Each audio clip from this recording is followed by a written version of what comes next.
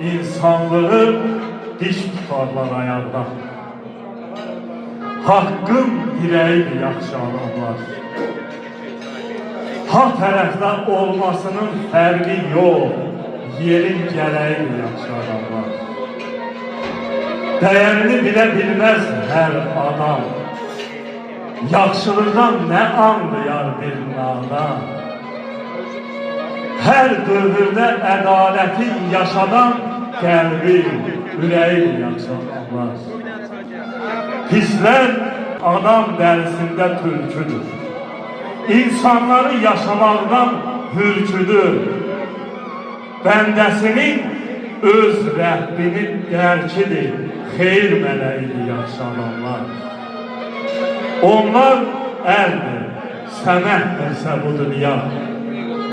Onlar atan, kəməhdirsə bu dünya. Belə düşün, çəməndirsə bu dünya, gülü, çiçəyidir yaxşı adamlar. Yalan desəm arada deyilən yalan desinlər. Bilinsə də yaxşıların gec yeri, ay Furqani, yanlarında seç yeri. İnsanlığın qüvvət yeri, güc yeri, kökü, özəydi yaxşı adamlar. Mənim balam bu dünyayla oynamaz, sən cavansan, dünya qoca dünyadır. Mənim balam bu dünyayla oynamaz, sən cavansan, dünya qoca dünyadır. Düşman nədir, dost evidir, dost yuxar, bilən bilir dünya necə dünyadır.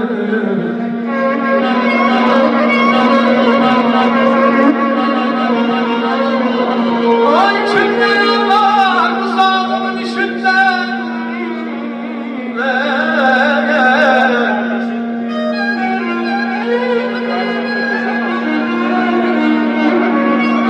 kimdir yollar uzağının işindən, çoxlarını keçirdim bir işindən.